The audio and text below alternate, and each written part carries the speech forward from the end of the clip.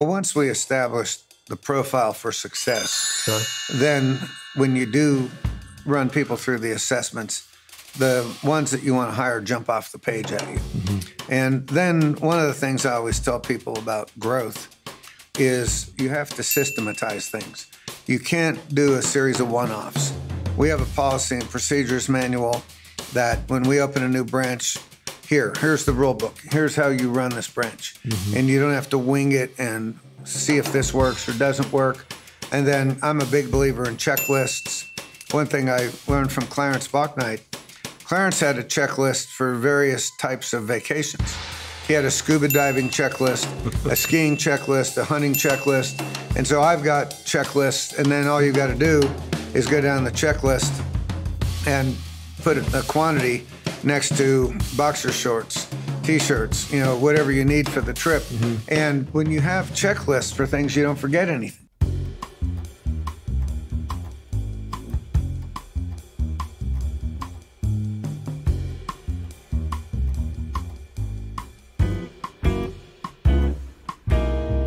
Welcome back to Noob School. This is where we interview successful business owners and we dial it back to the beginning and figure out what they did to make their revenue grow.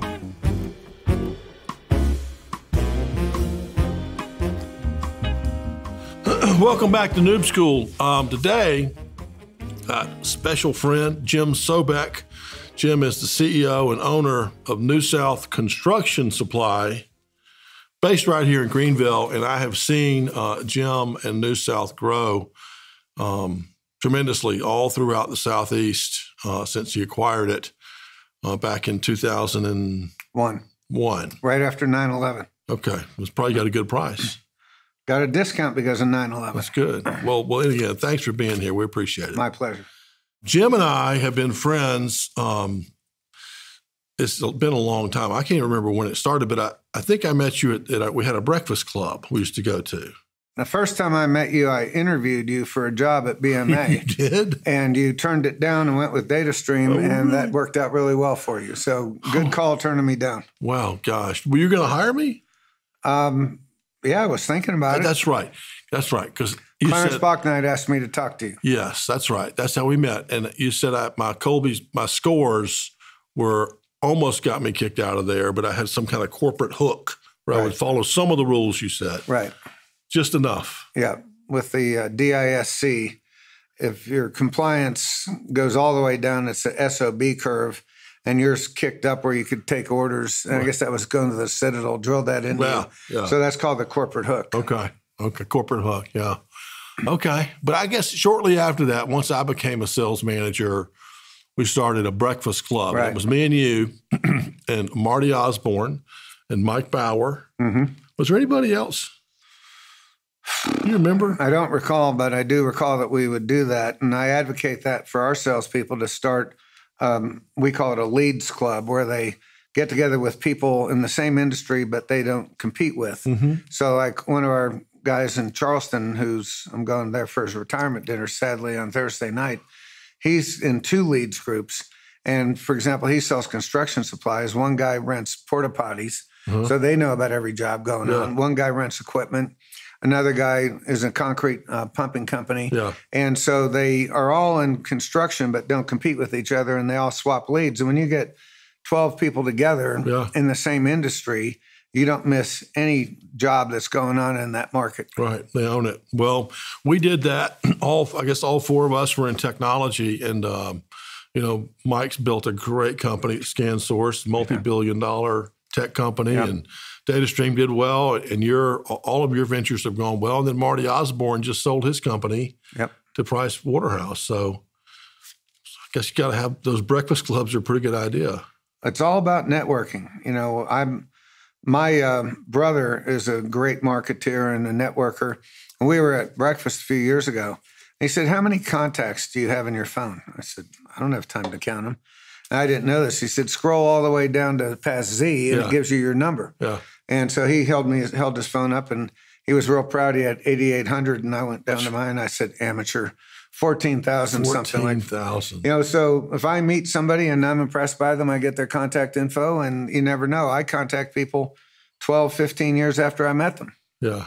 I think that's cool. And those 4 people that we used to have breakfast with once a week all wanted to do well in the technology field. That was kind of our common goal. And everybody did. And everyone did. And we would call each other and say, have you tried this? Or did you know about this? And we shared some board members and we shared some employees. A lot of times we would interview somebody that didn't quite fit what we needed, but we give them to you or give them to Mike. So anyway, it's a trick, I think, that can be used. It doesn't cost anything. Well, and I think your father met me for lunch at Stax Omega when I was trying to buy New South and I didn't have the money that I needed. And he sketched out on a napkin how I could structure the deal with mezzanine money and senior lender and outside investors, and had puts and calls and bought out the outside investors. And I've told your dad many times, if it wasn't for him, I wouldn't own the company I own today. He gave me the total structure of the deal. That's great. That's great. Well, pays the now, network. I know your son. I know the whole Sterling family. Good family to know. Thank you. Thank you. I appreciate that. Well, let's start with where you are today. We'll go backwards in a minute, but let's tell us about New South Construction and where you are today and kind of how you got there. Well, I bought New South Construction Supply November 1 of 2001, shortly after 9/11. And I was concerned that 9/11 was going to cause a global recession. And I was doing due diligence on what was then only 5 locations, the 5th location in Charleston, the day that the Twin Towers got hit. And I was going through the due diligence kind of like a zombie. I was stunned about what had happened. And the former owner of New South called me and he said, "You ain't thinking about backing out of this deal, are you?" And I really hadn't thought about that at all. I was just worried about what was going to happen with the world. But give me a little opening, I'll jump into it. And I said, "Well, now that you mention it," and I said, I don't know that it's a good time to do the deal. And ended up, he negotiated against himself and lowered the price and took more seller paper. And so bought the company. It was doing just shy of $10 million out of 5 locations. So I'm not a math whiz, but I can figure out that was an average of $2 million a location. But I liked the platform. I love the phrase, there's riches in niches. And they sold concrete, masonry, and waterproofing contractors. They didn't sell all sorts of contractors, plumbers, electricians, HVAC guys. They had those 3 niches, and they were category killers within that niche. And there was no, at that time, there is now, there was no national competitor. There was no 800-pound gorilla that could step on me. And so I decided it was a good deal and bought the company. And this year, we've been in hyper growth for 2 years due to a couple things. And I'll come back to that in a second. But, we're on track to do a little over $100 million from $10 million. Nice. And that's with 2 recessions. The Great Recession, 2008, 2010 was no fun. Lost money 3 years in a row. I don't like losing at anything, much less at business. And plugged through it all and made that a success. And but the things that helped us in the last 2 years go into hypergrowth is when the pandemic hit, a lot of people who had been resistant to online shopping had to shop online, including my wife, who didn't like to buy groceries or furniture or anything online. But when you're locked down, people had to do it. So that created a huge demand for e-commerce fulfillment warehouses and e-commerce data centers. And we had gotten into tilt-up construction a few years ago, and all of these big warehouses are built via the tilt-up method, which simply is you pour the slab, then you pour the walls on the slab, and you use a crane to lift them up into place, and then the tilt-up braces hold the walls in place while they set in the grout bed. And it's the fastest and cheapest way to build a building. And so these giant warehouses, the biggest one that we've supplied, Walmart Import Distribution Center in Ridgeville, South Carolina, 26 miles north of Charleston, 3 million square feet. Imagine 2,400 loading docks. And, that building was built in less than a year. If you built that conventional construction with concrete block, lay-in block, it'd be 3 or 4 years, not to mention double or triple the cost.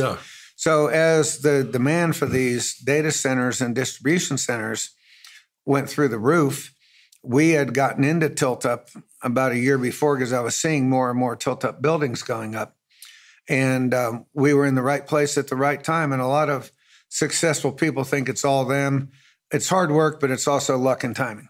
And we were in the right place at the right time with the right products, and then we capitalized on it. And that has really fueled our hyper growth, the pandemic and tilt-up. Yeah, but I would add to that for the listeners, you've got to be in the game for the luck to mean anything. Right. You're not only in the game, and we'll get to this in a minute, but your whole, almost since you were a teenager, you've been learning kind of the construction supply field and not just, roofing materials, but how the software works and the billing and the whole thing. So, there's some good fortune that comes along, but you have to be ready for it. And you were ready for it. Oh, an opportunity knocks. You've got to be there, and then you've got to answer the door. You got to answer the door. Yeah. Well, that's awesome, man. So how many locations is it now? We have 10 now. 10 now. We're under a letter of intent for an 11th. Okay. And we've gone from just the Carolinas to the Carolinas, Georgia, and Florida. So that means that the revenue per store has gone up to $10 million? We're doing average about $10 million a store. That's from strong. $2 million. That's strong. And with tilt-up, the braces that we rent are in very short supply. And one of the things that I will talk about is hitching your wagon to a gazelle that outruns the rest of the pack. Well, we hitched our wagon to a gazelle that's over $1 billion concrete contractor owned by the Pritzker family, their family office in Chicago that owns Hyatt Hotels and over 1,000 other businesses. And so we are supplying them now on jobs from Pennsylvania to Texas because we just ship everything on common carriers. We don't have to run our trucks up to New Jersey and Pennsylvania and Alabama and Florida. We just use common carriers to haul it out to the job site. Yeah, cool. So you built a heck of a business, and it's in the construction supply field. So now let's back up to how you got started in that area. And so I suppose it goes back to, I think I know the story, but in high school that your dad was involved in that. Actually, grade school. Grade school. My 12th birthday, my father said, "Happy birthday, no more allowance from now on. You could ride your bike down to the warehouse about 4 blocks south of our house, and there'll be a to-do list for you to do, and you'll get a pay envelope on Friday like all the other people." And we were union, and banks used to close. Younger people don't know this, but banker's hours is a phrase young people aren't familiar with. Banks used to close at 3 p.m. on Friday, so giving a paycheck was no good. They couldn't cash it till Monday, and most construction workers live paycheck to paycheck. So we had to pay in cash, and first envelope I got, I opened it up, and I remember there was $28 in there and all cash money. And I said, damn, I'm rich. Back then, sound like an old guy that I am. I'll be 68 in December. You could get a Coke for a nickel, a Hershey bar for a nickel. So $28 went a hell of a long way. And then my father also said, whatever you save towards a car, I'll match. And so I saved up $2,800. And on my 16th birthday, he said, show me your passbook savings. I don't think they have that anymore either. And he wrote me a check for $2,800. And for $5,600, I wasn't able to get a brand new car, but it was a 1-year-old car with about 8,000 miles on it. And, so then I got used to having my own car, and I just learned hard work puts money in your pocket, and money, doesn't solve all problems, but money gives you options, which properly exercised can lead to happiness. I agree. And so when you were working in that warehouse, what was in the warehouse? It was roofing materials. So okay. My father was in the roofing business, commercial roofing, schools, malls, that kind of thing. And so I started off just sweeping up and loading trucks. And then when I got a driver's license, driving a non-CDL truck, making deliveries to job sites. Then I worked up on the roofs, and I every summer worked on roofing crews, and I learned what I didn't want to do for the rest of my life. Every summer I went back to school in the fall, remotivated to, do better at school. So I didn't have to be a roofer the rest of my life. But, then one summer my father couldn't hire me because the union hall had people that weren't employed, and you couldn't hire even your own kid who didn't have a union card if the union guys weren't working. So I worked at a mobile home plant as a welder, welding frames for mobile homes. And I was a truck driver. I did a variety of odd jobs, but never been afraid of hard work, and always liked it, giving me money to be able to do what I wanted to do. Right. And so I know, where did you go to college? I went to King's College in Wilkes-Barre, Pennsylvania. King's College. And I worked pretty much full time because it was only 7 miles from home. So I took classes 3 days a week, which gave me 2 days off, which I worked full time. And the 3 days I did take classes, I took 8, 9, and 10 a.m. classes. So I was done by 10:15. I'd be at the office by 11:15. So I was working 30 to 40 hours a week while going to college, carrying a full 15 credit load. Okay. And playing football and rugby. And then what did you study at college? Political science. Okay. Pre-law. I wanted to be a lawyer when I was a kid. The Perry Mason show intrigued me. Me too. And so I wanted to be a lawyer, and that was my original intention with going to college. Yeah. I wanted to be a detective like Magnum P.I. That was my... Tom Selleck with a Ferrari. Yeah. That didn't work out. So I kind of fell for the poli-sci thing too. I thought I wanted to be a lawyer, and thank goodness for my case, in your case probably too, we took another path. So you played rugby in college and football too? Yeah. Okay. Well, you had a pretty full schedule.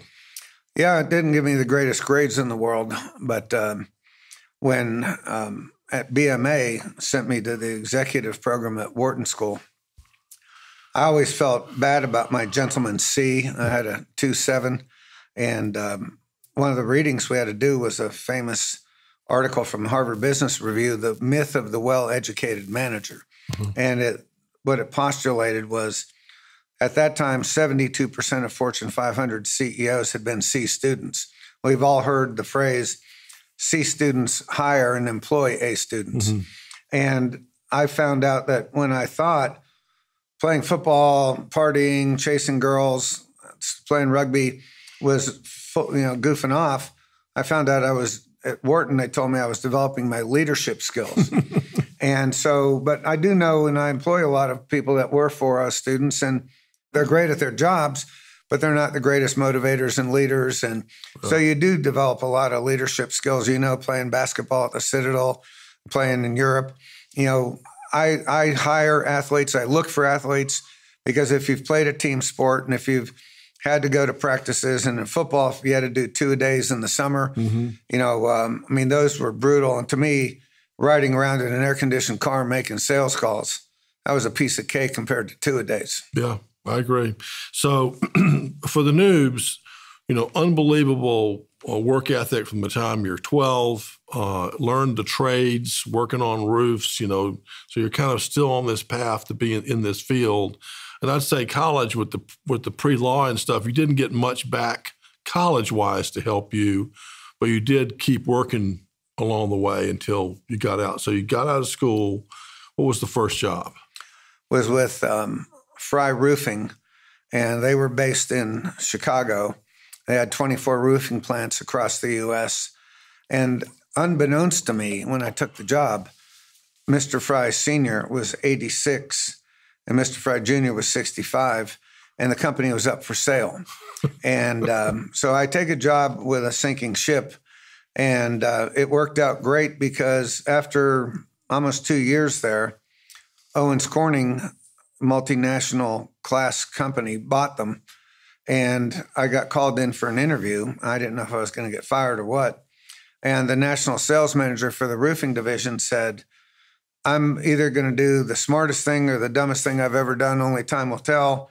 I'm 23 years old and made me a regional manager over 6 branches for the sale of roofing products in the Southwest U.S., moved me to Dallas, Texas. And, here I am, 23 years old, and I've got 6 branches that I'm responsible for, $180 million of P&L responsibility at 23 years old. Baptism by fire. Jeez. That's amazing. So how did that go? Went very well, and I was only there about 2 years, and our biggest customer at Owens Corning at that time was Builder Marts of America in Greenville, founded by Clarence Bachknight and Tom Rowe. And they made me an offer at 25 to become a partner. And I said to Clarence, Well, this offer letter, say I can buy $100,000 worth of stock. The problem is I'm 25. I don't have 100,000.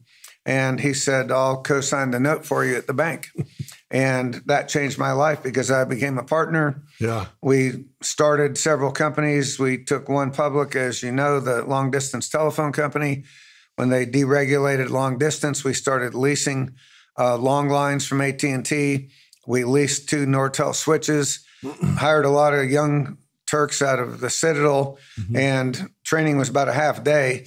Get somebody's phone bill, look at what they're paying per minute. Here's our rate. Show them how much a month they'll save and go close the deal. Yeah. And I think 4 years later, we took that company public. Yeah.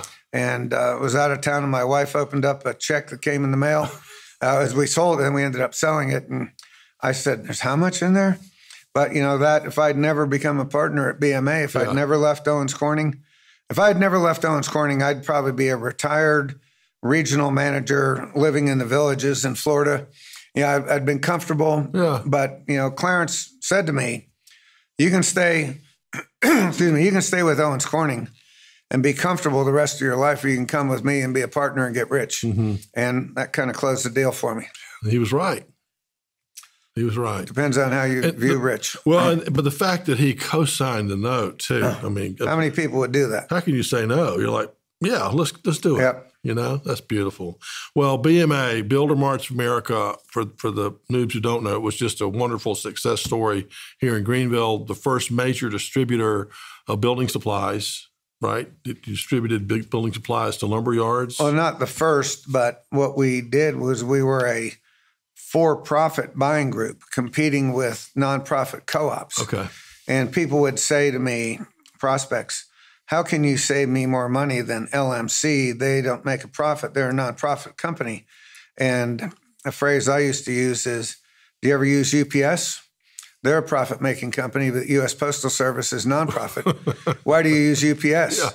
Yeah. Why do you have a problem? Why do you not have a problem using UPS when they make a profit? They have people that care about the business. They have a profit incentive. They're shareholders. They have stock options, and they work harder. How many people do you ever see in the Postal Service that died of a heart attack? And so that was our pitch, and grew the company. Well, when I started, it was 82 million, but Clarence started it with Tom Rose at 0. And I think 23 years at 932 million sold the company. So almost hit $1 billion. Yeah, that's awesome. In little old Greenville, South Carolina. Great story, and brought many people like yourself to Greenville. Yep. It was been great for the town. We had Bill Lee on a few weeks ago. Well, you look at all the successes that spun out of BMA, Charlie Hauser, Leighton Cubbage, Dean Varner, Ned Carter. There were so many people. It was like a finishing school for business people. Yeah.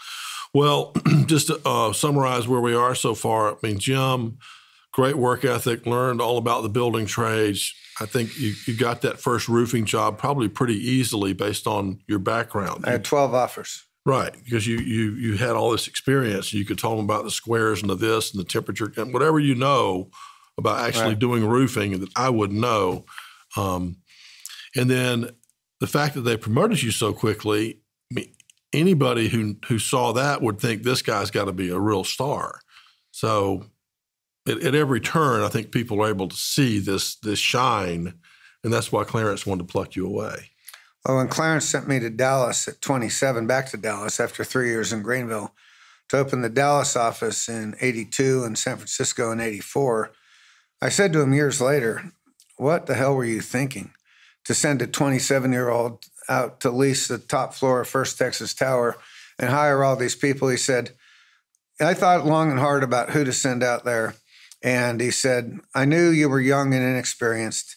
I knew you'd make a lot of mistakes, but I knew you wouldn't make them twice. And I couldn't think of anybody else that would put the effort in that you put in, and it worked out. Nice. But God, I made mistakes. Yeah. What kind of mistakes? Hiring people, mainly hiring mistakes, not spending the time. Our mutual friend Bill Lee calls it hire slowly and fire quickly. Take your time in hiring, and when you decide somebody's not right, don't let it drag on for a year or two. Right. Go ahead and pull the plug, because you're both miserable. Anybody not succeeding in their job isn't having fun. Right. And as their manager, you're not having fun. So end the misery for both. So if we're going under the assumption here that if you're hiring, that you want to get the right person for the job and that's for their best interest too. Right. So when you're hiring now, what kind of things are you looking for that would make them the right fit for, let's say, one of your sales jobs? Well, I mentioned we're very prejudiced towards athletes. People who've played a team sport, people who've gutted it out through practice, people who've learned how to win and also how to lose, how to bounce back from losing. We really do look for jocks. But then beyond that, we look for a lot of other things. We use the Wonderlic intelligence test to look for smarts because you can't make chicken salad out of chicken shit. I mean, if somebody's not too bright, I don't care how hard they work, they're going to make mistakes. In our business, quoting multi-million-dollar jobs, you can lose your butt if somebody can't do basic math. We're not talking about calculus here. Right. We're talking about multiplication, division, subtraction. So we look for at least a 100 IQ, and that's basically a 25 on the Wonderlic test. And a lot of people know the Wonderlic from the NFL Combine. And, the highest score ever was the recently retired quarterback Ryan Fitzgerald, who, no surprise, went to Harvard. And the lowest ever was Vince Young, Heisman Trophy winner from Texas. Yeah. And Vince had a 7. And I'm not trying to be funny or cute here because it's sad. 7 is legally retarded. And Vince bombed out of the league, filed bankruptcy. And, so intelligence is important. So we look for that. And then we use a battery of assessments. I think you're familiar with all of them. We use the DISC, and it shows dominance, influencing ability, steadiness, and compliance. So for salespeople, you obviously want high influencing ability, not low. And you want low steadiness where they can multitask and keep 10, 20 prospects juggling and take care of customers. And you want enough stubbornness they don't give up easily. But we mentioned earlier the corporate hook. You want that. You want the low steadiness for multitasking. And then you want that compliance to kick up some where they'll at least follow some orders, maybe not all. And then we use the Colby. I know you're familiar with that. And that shows fact finder, follow through, quick start, and implementer. Most are pretty self-evident. Fact finders, do you get your facts straight? Follow through, do you follow up? Quick start, do you need a kick in the ass to get going, or do you need to be reined in? And implementer is the one that faked me out at first. It's not how you implement plans, but it's how you deal with manual implements.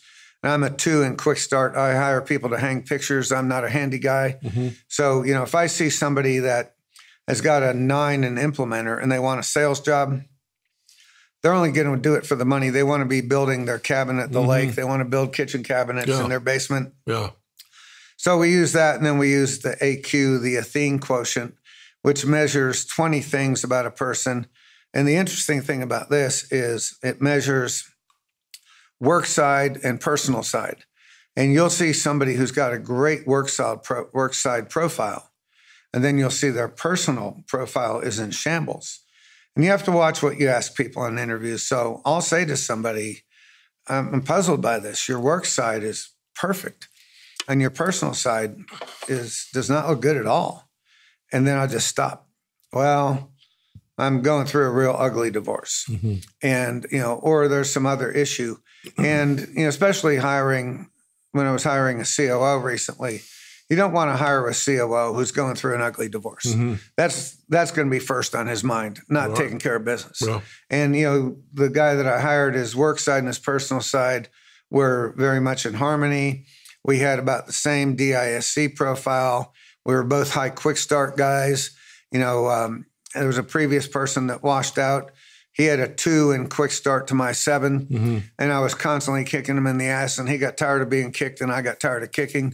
And so, when you have those, I call them windows into someone's soul, you can do a much better job of hiring. So if you look at their background and you look at if they played sports and then intelligence and the psychological profile, if all of those things mesh, your chances of success are much higher. Yeah, I totally agree. That's wonderful. You do more than I do, because you're probably more thorough. But the pushback I get sometimes on that kind of hiring is people like, God, how am I going to find someone that fits all this? And, my answer is, well, if you don't, you shouldn't be hiring anybody, right? I mean, if you don't find the right fit, do without. Absolutely. Never put a warm body in a slot. Our COO was looking for a market president for North Carolina. He interviewed 92 people until he found the right person. There you go. And it's awful tempting when you have an opening to fill, right, to jam a warm body in there, but you're going to regret it sooner or later. Right. So he waited for Mr. Perfect, and man, did he find him. I mean, this guy's only on board about a month, and I'm already blown away.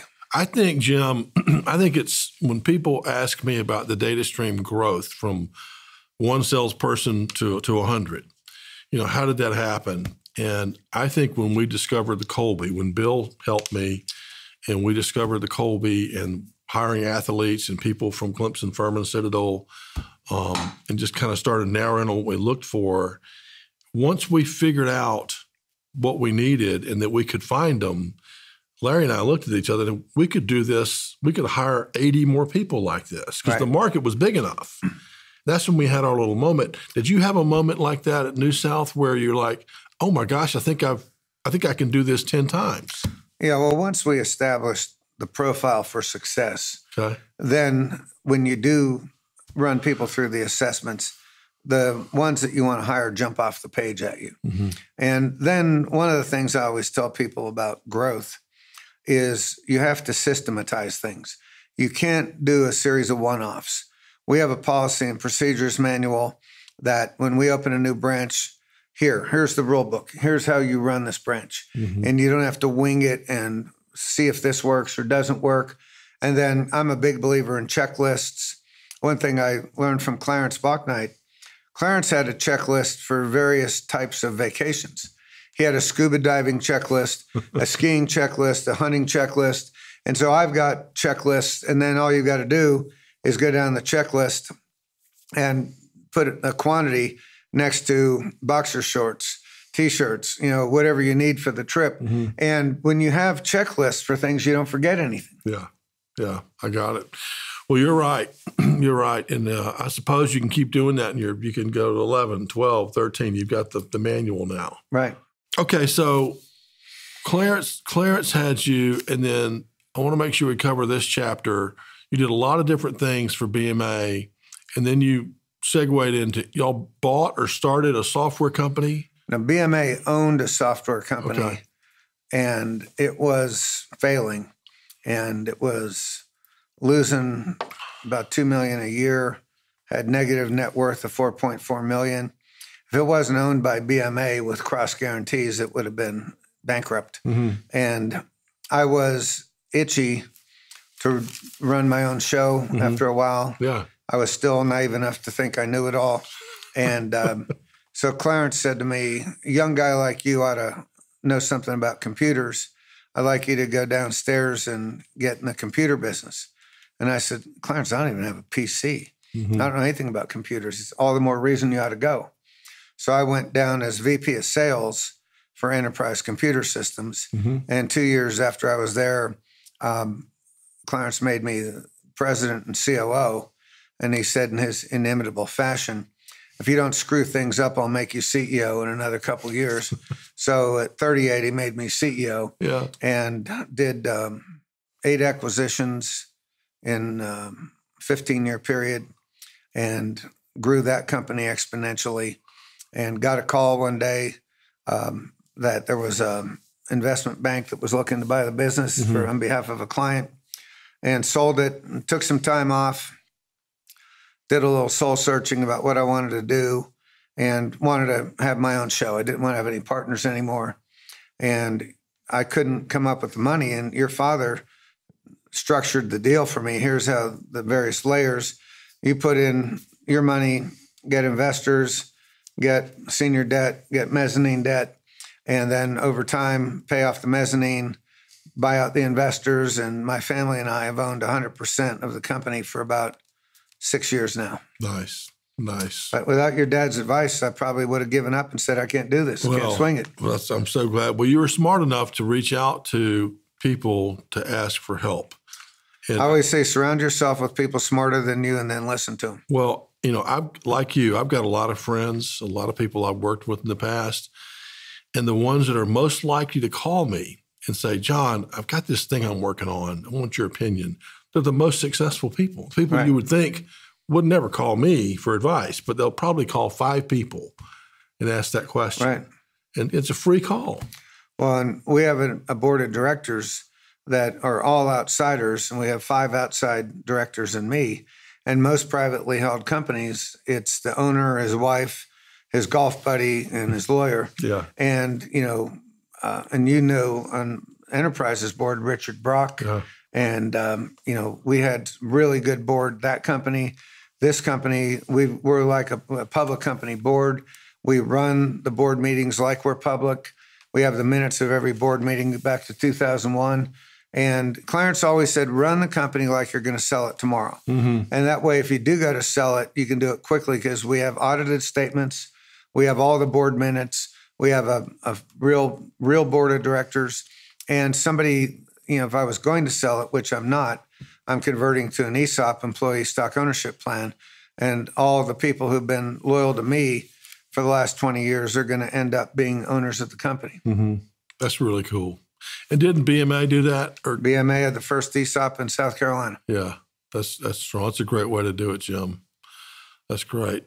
A couple more questions. I always ask people about head trash because I'm fascinated with it and how, we all get this head trash in our brains from school or parents or friends or TV or something. And, things like, I'm too old to start a business, or I'm too young to start a business, or I went to the wrong school to do this, or, the list goes on and on.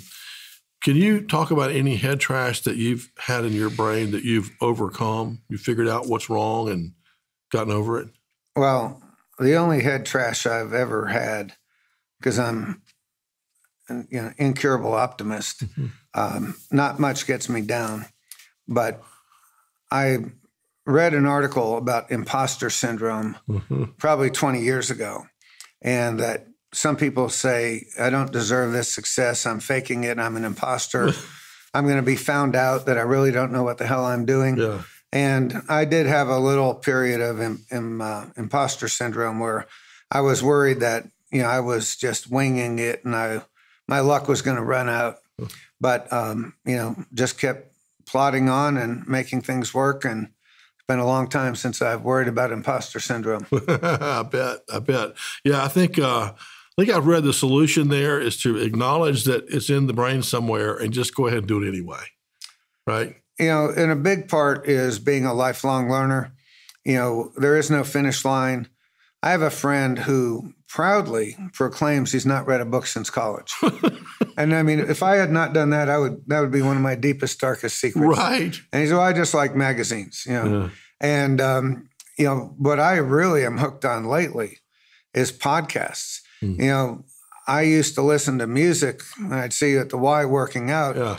And now I listen to podcasts every day. When I'm at the gym, I was listening to a podcast on my way here today. Yeah. I listen to podcasts every waking moment. And sometimes I'm just cleaning up email. I put my AirPods in. I listen to a podcast while I'm responding to emails. Yeah. But it's like getting a PhD for free. All the different subjects that I learn from listening to podcasts. Right. And then I still am a sucker for reading and going to seminars. And I'm in a worldwide group of CEOs called Chief Executives Organization. And we have events all around the world and bring in thought leaders on all sorts of subjects. And, there just is no finish line with learning. And I feel sorry for people who think they've reached it because there is none. There's no, yeah. I know there's none with you. I agree. No.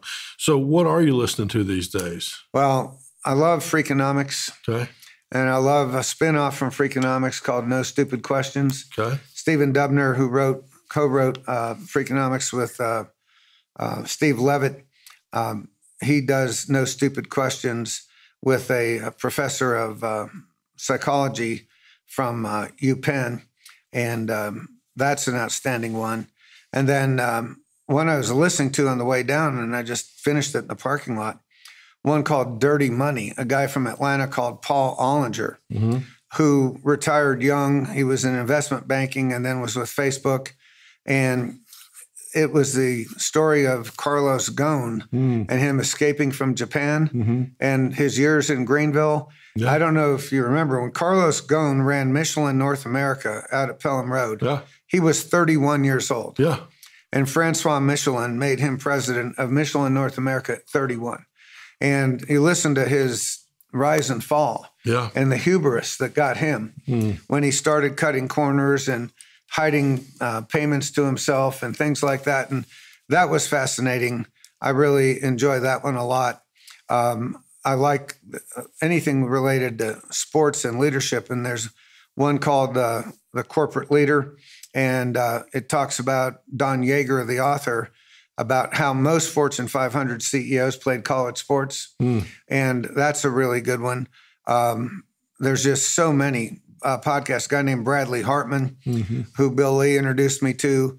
Bradley does a lot of podcasts on the construction industry and a lot of thought leaders from that industry. So, Joe Rogan. I mean, there's so many podcasts. Yeah.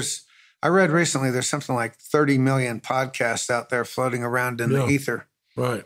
And you get to hear people talk about their specialty, whatever you're into. Right. It's pretty cool.